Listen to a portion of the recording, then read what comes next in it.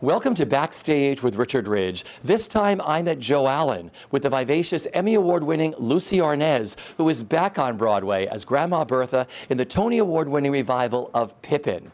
She opened the national tour this past September to rave reviews. We'll chat about her illustrious 48-year career on stage, screen, and television, and what it was like growing up the daughter of show business royalty Lucille Ball and Desi Arnaz. Time to take time, for spring will turn to fall in just no time at all.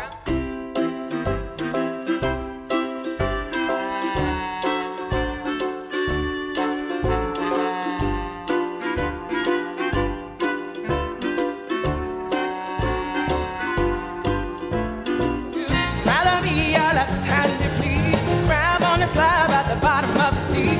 New torn or roots of a banyan tree. Let a man who never learned how to be free. Not till the day he. Morning glow on your life. We can make the new day rise. And the phantoms of the night will fade into the past. Morning glow is here. You ain't seen that yet, folks!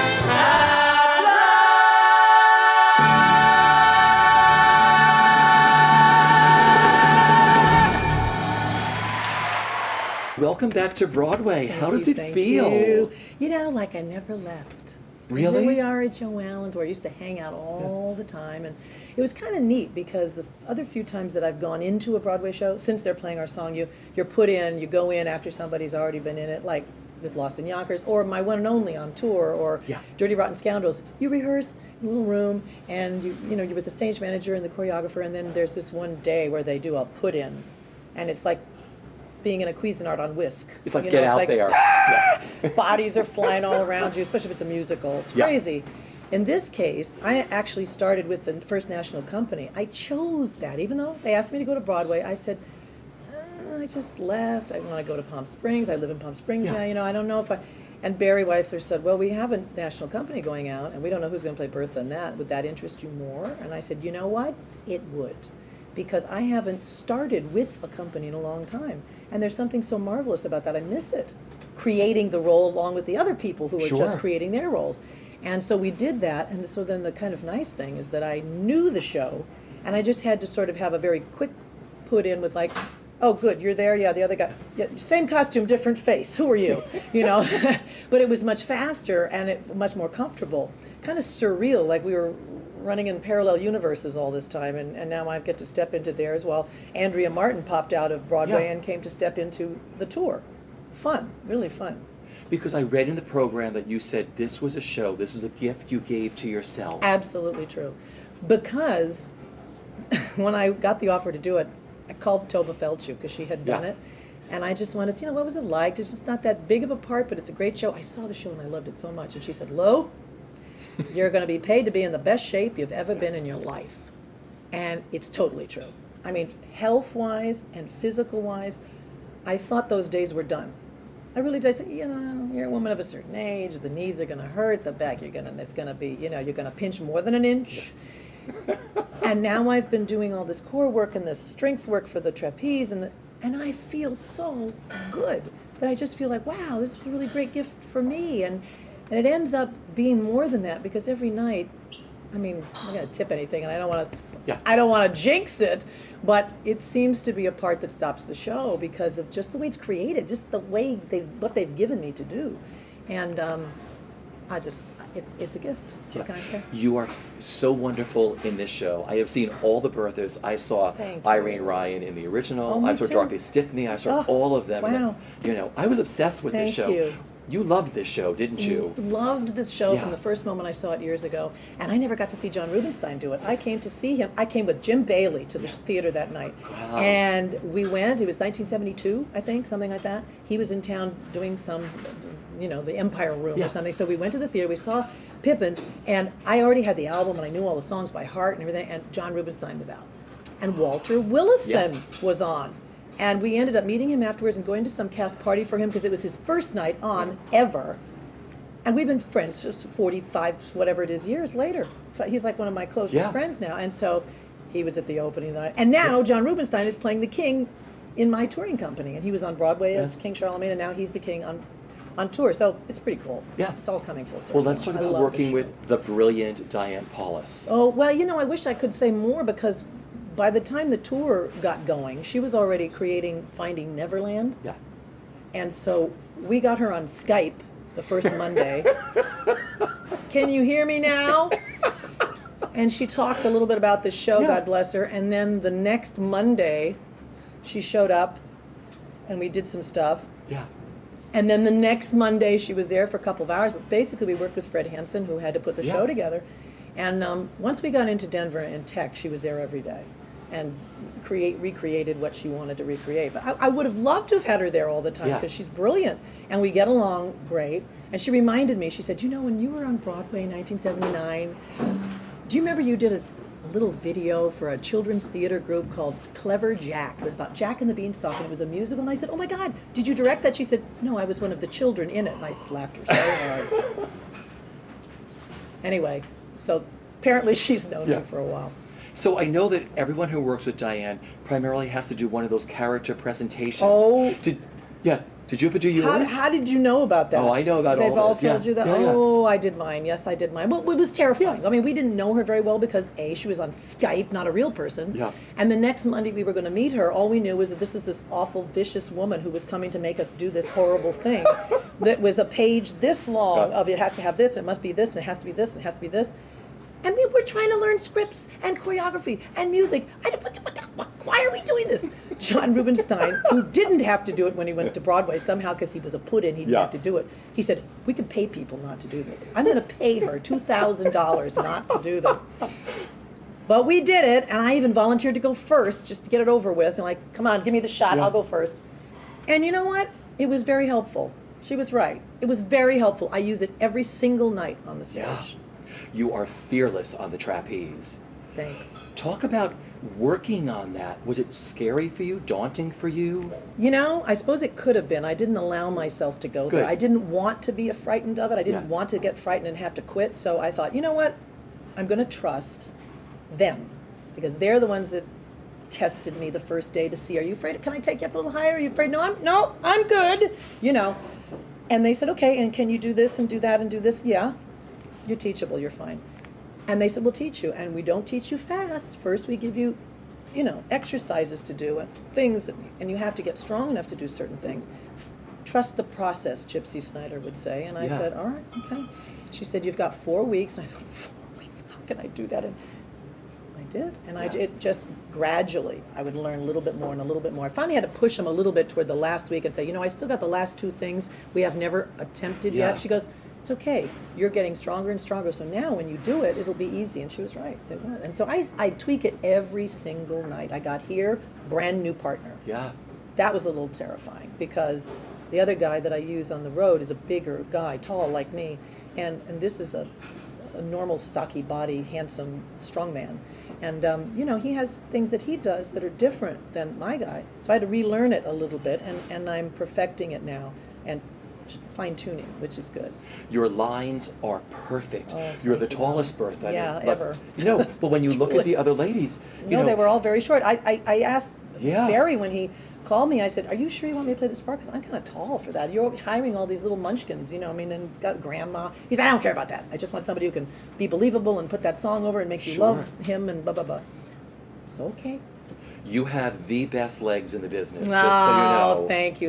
As she tries to cross As she them tries to under the cross her legs table. under the table here. Hard to do sometimes. What Thank do you remember about your first performance on stage in Pippin on the road? What do you remember? I have an answer for that.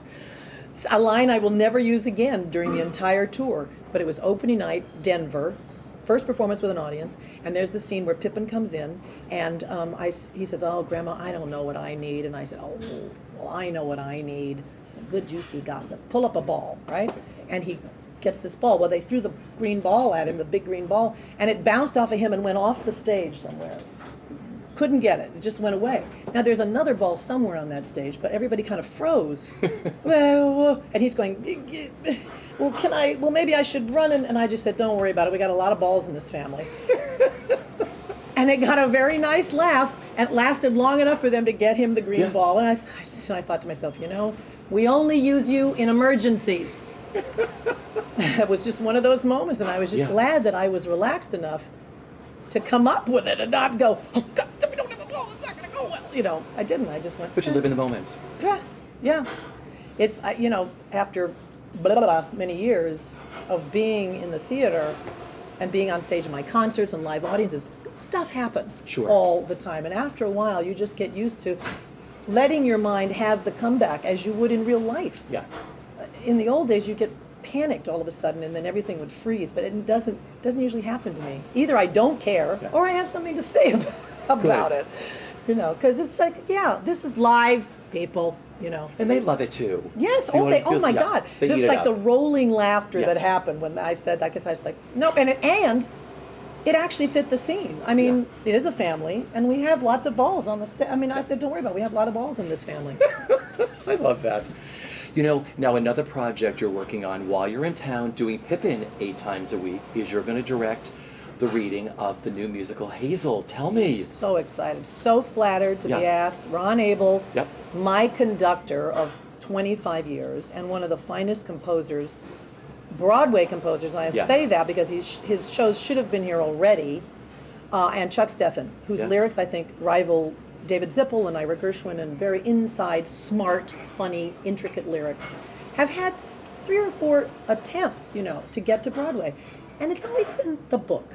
They always had, the book didn't match the smartness of what they wrote. And I followed every single one of them. I said, it's that book. But well, now they took the rights to Hazel, this brilliant 60s, sitcom and the cartoon. And Les 11 has written a really smart, funny book. And when I read it, I thought, thank you, Jesus, that you finally have a real shot at this. And I would give them little notes and various things along the way, and suggested Clea to play Hazel, Clea Blackhurst. Yes. And all the producers that talk to them always want some big mega name that's already on Broadway. And I go, well, that's great. Who would that be? Yeah. That's perfect for Hazel. Because you want to sell your musical. It's just a reading, people. And so they hired Clea to do the demo. And she blew everybody out of the water so much with the 2 songs that she recorded that they decided to stick with her and, let the chips fall where they may. Yeah. And I was so thrilled. So they asked me, I said, we've talked about it, and we've decided to offer you be the director of our equity reading. I was absolutely floored. What are you, crazy? Get Jack O'Brien. What do you want me for? And they said, no, we love what you said. Yeah. And 10 seconds after they asked me that, the phone rang, and it was Barry Weissler asking me to do Pippin. It's like, It's like you said, when it rains, it pours, somebody right? said, when you move to Palm Springs, lock, stock, and barrel, you move your whole life there and you get this fabulous, you wait. See what's going to happen in New York. And I went, yeah, you always say that, but sure enough. So it's good. Yeah. It's good. I'm obsessed with the score. I play the demo Isn't it? all the time in It's my great, house. Yeah. Right? That song, he just happened to me. Yeah. I come out of the Pippin Theater after hearing that incredible music all night long, and I hum the Hazel music Right. in my head. I don't know, it's crazy good stuff. I just hope it's just a reading. Yeah. So it's staged. You're not Sure. allowed to have choreography. You're really not allowed to have staging. It's just who goes to what music Yeah. stand. So all I want to do is make sure that they play it straight, that they play the comedy real, and let the book speak for itself. Sure. 'Cause she's written a Neil Simon book. Yeah. She's written really good comedy that you don't have to give any English to. Don't have to make it sitcom-y funny or anything Yeah. like that. So, and we got great kids playing Harold and his friends, and the cast is terrific. And Clea is the only person. I adore her. Yeah. She is Hazel. Only person Yeah. to play Hazel. I am so, so, so happy that she's doing this. Good for you. I'm just so glad you're connected because just the history you have with Ron and Chuck, it's a perfect marriage. I know. Yeah. I mean, I want this Yeah. for them so badly, and I think that we need new musicals, good Sure. new musicals, not always revivals, as good as they are. And if they could be a part of that, they're having such a joyful time creating. It's not like, oh, we have to have a hit, we have to have a hit. They don't feel like that. They feel like, isn't this wonderful, creating this marvelous stuff.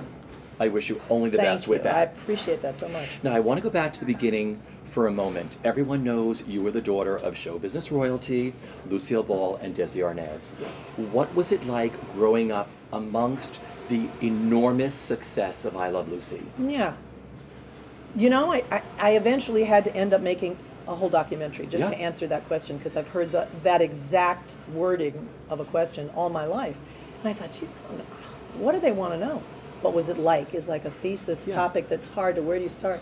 So the Lucy Does He Home movie documentary that I made Brilliant. years ago was Emmy-winning. Thank you. Was to answer that, because it really is a big subject. Yeah. And in a nutshell, you know, the message from the film, I think, that Lucy Does He Home movie was that, believe it or not, it was the same life as probably you had and you had and you had. In some respects, I used to say, same life, better shoes. You know, there were perks, but there were also just as many things about working parents, Yeah. you know, divorce, alcoholism, separations, siblings with problems. We had just a regular, ordinary life, except you have this overlay of celebrity, which makes it all 100 times worse. Only I think, you know what, I used to think it was bad then. I think it'll be a heck of a lot worse now. With I just social think media and everything I just else. think the media has gone nuts as far as trying to climb into your underpants, you know.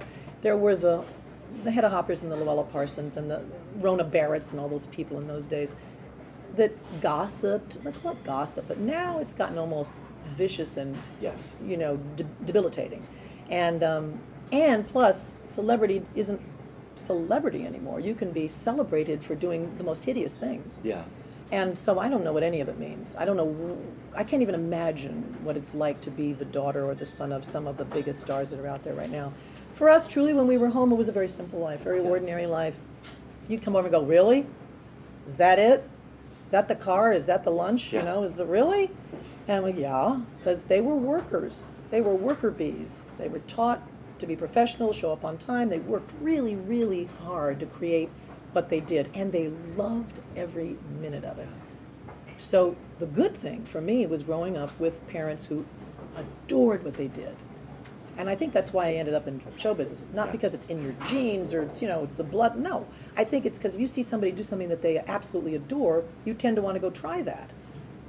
You know, because if it was just genetics, then Son of Sam, you know, would be in trouble too. Totally. The son of Sam would Exactly. be in trouble.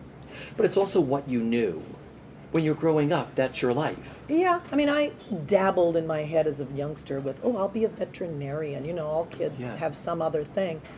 But before I knew it, for fun, I was creating a theater company in my backyard and putting on little plays and writing them, and, you know, had a bank account called Proscenium Players, and chose my high school because it had the best theater department. Yeah. And then because my mother was changing the series, she looked around and said, well, Lucy seems to like this. Maybe she'd like to play the daughter on the show. And Desi has the rock group, so maybe he could play.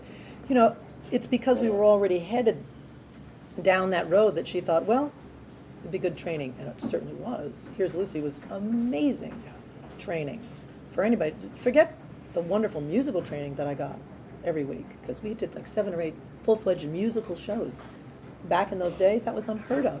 You're like the first Glee, Yeah. you know? Seriously, Yes. if you think about it. And then they had all these incredible guest stars that were on almost every week. So you got a chance to watch the geniuses work and watch the idiots work.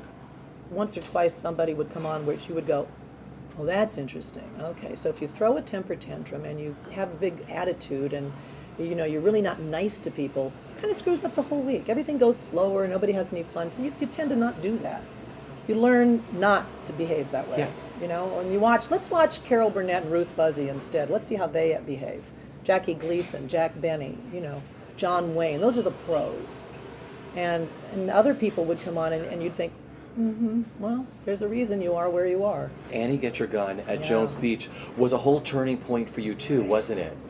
Yes, because it was so close to New York, and they reviewed it in the New York papers, and it was, you know, what is that, 4,000 seats every night outside? Huge. It was the whole summer, and it was such a wonderful production, and there I was singing, you know, all those wonderful Irving Berlin songs outdoors all summer long in Ethel Merman's Keys. So they don't change keys for you in summer stock. I just thought I'd mention that.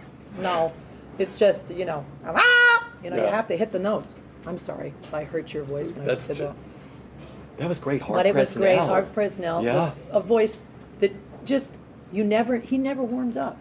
Yeah. That voice never warmed up. I would sit, all we had was a drape that separated his dressing room from mine. And I'd be in there doing all these, and he'd go, "What are you wasting it for?" I love that. But he was brilliant to work with, and yeah. So they people saw me in that, and that's when I got the script where they're playing our song. Okay, I was going to say, how do we get into that brilliant Broadway debut? You took Broadway by storm during that. Oh my God! What a time! Can you imagine though? I mean, I've been so lucky, really. That my first real play is with Michael Bennett. My first Broadway show is with Neil Simon and Marvin Hamlish. Robert Moore directing, Robert Klein. It was just such a, hello, thank you God. You think I have great guardian angels and lead you down. I just kept following the choices. I'd say, oh, I want to do this, or oh, I want to do that. Choices would be presented to me, and I'd go, oh, isn't that nice? Well, that's good, and I just sort of have faith and follow along. Yeah. But I read that script, was sent to me, and I was shaking. I wanted to play that part so bad. I was like, no, this is my part. This is me. I can do this. This is me. I can totally do this. I was the first person that they auditioned, and it was at the Longacre Theater. And I remember that, she's a lyricist, and I was a lyricist too. I write a lot of lyrics, and I happen to have some. So I thought, I'm going to sing a song I wrote. That'll be really good. So I sat down, handed him the thing. This is my favorite song that I wrote, and I proceeded to screw up all the lyrics. I was so nervous that I had to stop and start again. And then I went in, and I wrote this, so that'll give you an idea. Or whatever I said, I was just like, oh my God, this is horrible. But at the end of it, Neil Simon came up and took both of my hands in his. I was sitting on a chair backwards, like leaning against the front of the chair. And he took my hands and he said, "You are such a breath of fresh air." I thought, I don't care if I get this part or not. I am just flying. And then I waited 2 months to hear anything.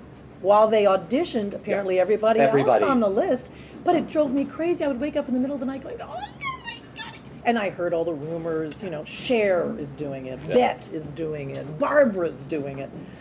Next thing I knew, callbacks. Marvin would like to hear you sing again. Uh-oh, why? I should sing something different? No, sing exactly what you say. He just wants to remind himself. We saw, and when they told me I got it, I remember I was downtown in my little one-bedroom apartment, and I had just bought one of those, what do they call them, those hard beds that have, drawers underneath them, so you put you put the mattress. Captain's beds. Like a captain's bed, yes, and it was brand new.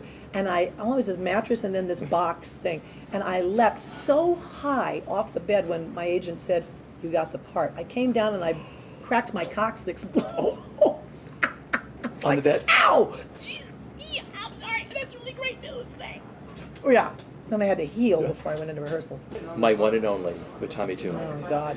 Well, like the trapeze of its time, I had danced with Tommy in Seesaw. I danced with Tommy in a Disney special where we danced in clogs. We did Tap Your Troubles Away in clogs with wooden soldiers in front of Cinderella's castle. Not everyone can say that. And so he taught me how to tap dance. But I was pregnant with my third child when Sandy Duncan took over and went to the international company, so I wasn't even available. And then he called me and he said, "Okay, Sandy's leaving. Are you done yet? Like, are you free?" It's like, well, I just had a baby 5 weeks ago. And he goes, "Well, it take you 3.5 weeks. You can learn that." I said, "Tommy, do you really think?" Because you remember the tap in that show was like a 10-minute tap number at one point. I said, "Tommy, do you really think I can learn how to do the tap?" He goes, "Oh, please, of course you can. Just work on your stamina, because it's exhausting." And so I was doing a play that summer with John Ritter, A Place to Stay. And I took my little baby Kate and went out to Cape Cod, did this play with John, and swam across the lake and back every morning to build my stamina up. And then I went in, as soon as that play was over, I went into rehearsals to learn the tap. And I was just so incredibly proud of myself for learning it that to this day, I'm sorry that it wasn't taped, because I don't have it on film to prove that I actually did it. Neil Simon's Lost in Yonkers. Mm-hmm. Oh my God. Well, that's an interesting story too, because I saw Jane Kaczmarek do it, and I just was dissolved in tears. I had to grab the hand of a stranger next to me because I couldn't stop crying.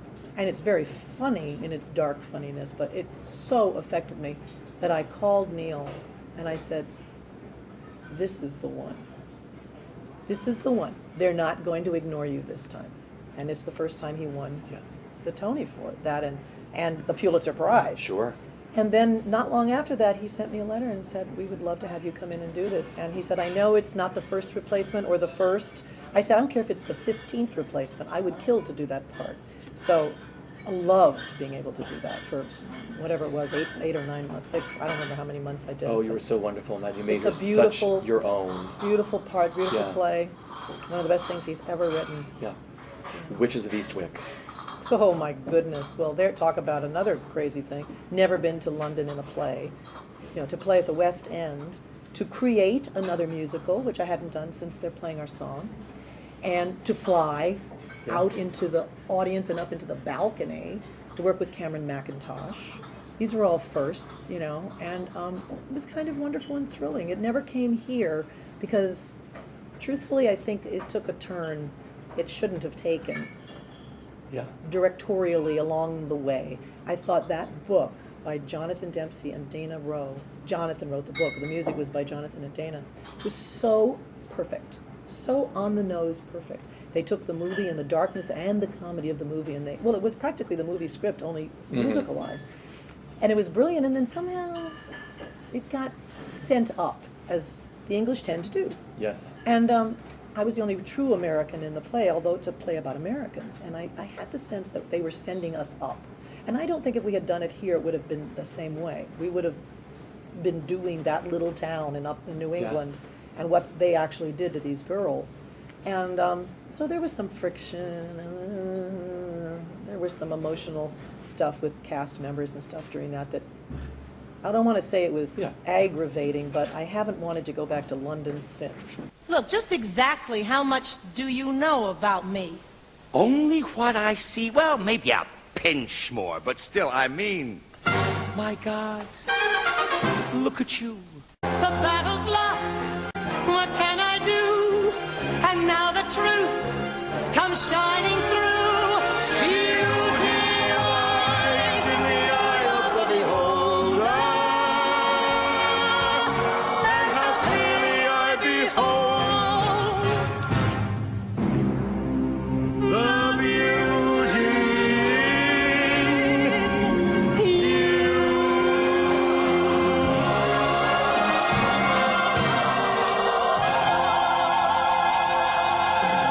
Dirty Rotten Scoundrels. Well, first of all, the cast that I went into with it, Jonathan Pryce and Norbert Leo Butz, and Greg, bless your heart, better than sex, Jabara. I loved being in that show so much. That scene on the balcony with Greg I lived to come to the theater just to play that one scene. It was so magical, and he's so professionally perfect, the way he lays out a joke and listens and waits and doesn't do any comedy and just, this is what you live for those moments. And to be directed by Jack O'Brien. Again, I was put in, you know, Cuisinart on whisk. But the company was magnificent. And then it switched over and, you know, it was Carradine. Thank you. It was going And Calvin Brian, Klein. Yes. Keith Carradine, Calvin Klein, same person. Exactly. Keith Carradine Brian and Darcy Brian Darcy James. James. And then I got to work with Sherry Renee Scott and Rachel York. It's always, you know, the people that become your family while you're there. And it was great. I mean, I'm sorry it closed. The jazz singer. I love the jazz singer. I did too. You got to work with Neil Diamond, Sir Laurence Olivier. I know. What was that whole time like? What was it like working with them? Well, the complete opposite ends of the spectrum, right? Because the probably the greatest living actor ever at the time. Yeah. And a person who had never acted, but who was this magnificent musician. So I would watch, I only had one scene with Laurence Olivier. You know, I said, how do you do, Cantor Rabinovich? He said, I have no son, ripped his collar and left. I mean, not exactly something you could put on your bio. But I followed him everywhere. I would watch, you know, the call sheets and say, he's working today. No, I'm going to drive all the way down to the beach and be there when. And I would watch him. I took pictures of him on the set. We became sort of friendly during that time. Yeah. He was very ill. He was cancer treatments at the time, and he was such a pro. Everybody thinks you get that big, you tell people what to do. He would just say, where would you like me, dear boy? How would you like me to read this, dear boy? And he was wonderful. You know, he got terrible reviews. Laurence Olivier got terrible reviews. Overacted, what was he doing, what was that accent? And yet people still come up to me on the street and say, that film was one of my favorite films. Oh my God, what a beautiful movie. You have this 34-year wonderful marriage to Lawrence Luckinbill, another Yes. one of the finest actors. Who I met right here in this restaurant. Right here in this restaurant, 1979. Really? Yep. Because you were doing, they're playing our song, and he was doing chapter 2? That's right. And you met here? Right at that table, right there. I was sitting with Marilyn Redfield, who had just gone into chapter 2 to Yeah. replace his ex-wife, Robin Strasser. Yeah. And I had lunch with Marilyn, and then I was getting ready to leave, and I said, aren't you going? And she said, no, I got to meet Larry Luckinbill here. He's going to help me, give me a few notes about the script and stuff like that. And I said, oh. She said, well, you know Larry. I said, I don't. She said, oh, you should meet him. He's so depressed. He's going through this Yeah. and he has his 2 cute children, and he's doing this show, and he's just awful. I said, well, I don't think I have, oh, here he comes now. And he walked through the door. And it was September 10th. And it was a blustery September, very uncharacteristic, because I remember he opened the door, and he was dressed like in tweeds and a corduroy hat and a brown corduroy pants and patches on his sleeves, and he had a pipe and a book and a rocking chair and a fireplace and a dog. I saw all You saw it all. I saw all of them. That is amazing. I felt totally nuts cuckoo for him Yeah. the minute I saw him. And then I thought, oh, no, because I heard those magic words. He's just coming out of a very bad marriage, and I had just been burned terribly in a rebound relationship, somebody on the rebound. So the bravest thing I ever did was not flirt with Larry Luckinbill. I went, no, you go fall in love with 2 other people first. Dump them and then come back to me. And that's exactly what happened. Are you serious? I'm serious as the day is long. I thank God, thank you, Frank Bober, wherever you are, because I learned that from him. Yeah. I've learned that, no, because they'll say that, oh God, I've never met anybody like you in your life. I've never said, and then they, I'll be right back. And you never see them again. Exactly. They just need to be told that they're fabulous again. And so I thought, it's going to take about 2 of those, and then maybe, and if he doesn't run off and marry somebody else in the meantime, but I don't think he will, and he didn't. Well, you've created this incredible marriage and this incredible family. Great bunch of kids. Yeah. You're proudest of your kids. Like, go to your website, which is a wonderful website. They're all in the arts. There's a little bit about me at the top, and then it's mostly about my kids. Yeah. But they're all, so Simon Almost is all a of them painter, Simon an is artist. a wonderful his, artist. His artwork is Starving beautiful. artist, like pretty much all of them, you know. But beautiful artwork, and he's down in Palm Springs now, where we are, and he's had a couple shows down there, and he's, and Joe is a musician who writes beautiful music, plays the guitar. Stuff for Latin Roots Yes, for he your wrote a CD, song on right? my- Talk about the song. I love, it's called The Music in Your Heart, which I wrote the lyrics, he wrote the music. Yeah. And his stuff is really good. That's why I asked him to put something on the CD, because I really do like what he writes. My daughter Kate started out as an actress and did her own show at Don't Tell Mama. It's got great reviews without any mention of who her family was, which I loved, that it was just her. Yeah. But then she decided she really would prefer to have health insurance and pay her rent. So she got a real job. She got a real job, and now she's a headhunter. She's a recruiter for a wonderful firm, and she's moved to Seattle. And she has a fantastic new boyfriend, loves Seattle, and she's got like her business is flying her to New York next week so she can come see my show. It's like so cool. That's amazing. Yeah, and, what has happened with Larry's your family. boys, who were 4 and 11 when I met him here at Joe Allen's, are 45 and 37 or something now, and one's a web designer and is working in a restaurant, and he runs my website, Ben Luckinbill. Sure. And he's a writer too and an artist. And Nick Luckinbill, who's been producing big event parties, and he's a rap track producer for all these black artists. Cute little white boy. Yeah. He's 45 years It's always old. that I don't way. know how he does it, but he's mucho in demando. And both of you continue to keep the legacy of your parents alive through projects that you do. You know what? Desi and I never decided to do that. That would be the last thing on my bucket list. Okay. Let's keep their memory alive. Never started that way. It started with, well, wait a minute. Who's doing that? That's not right. They can't do that. And then you had to hire somebody to make sure people don't pirate things. And then that cost a lot of money. So people would offer you, well, how would you like to do a blah, blah, blah, blah? And you go, well, okay, that's tasteful at least. So then that would pay for the police to go after the other people. And then there were people who wanted to make museums of leftover toot. And so none of it did I run after and say, hey, let's. Yeah. The documentary was my idea because I saw all this sort of garbage that was coming out after they passed away. And I thought, wait a minute, there's got to be a better story. But basically, it's just kind of, you can't can't kill it, you know, you can't stop it from blooming, and we just try to prune every now and then. So the final question I ask all people that I sit with is, what is the best bit of advice that you've been given that you live by? And were there life lessons, what were the best life lessons you took away from your mother and father? Wow. You know, I used to have answers for that, and then I've found some that serve me actually better, that didn't actually come from them. But, you know, things like, we don't know what anything is for, is a thing I actually live by right now. Because things can seem like a disaster, and you're going, you don't know. That just happened, and now because that happened, you got to leave and go there. But maybe while you're there, you'll meet them, and then that'll happen. You don't know what anything is for. Yeah. And I believe we are on a path that maybe we even chose to get me from here to there, please. And yeah, if I have to go through that mud, and now it's fine, just get me there. Like GPS. Yeah. You know, and if you take a wrong turn, they go recalculating, and you have to go back there again. So that's what I live by. This has been wonderful. This has been such a Thank pleasure. you. I have wanted You to have do all those this. notes, and you never picked them up once. Yeah, You just listen, got all this stuff here. it's all in my like head. Amazing. This has been the best. Had the best time in Thanks, New Rich. York. Had the best time with Hazel. Had the best time going back on the road again. Thank you very much.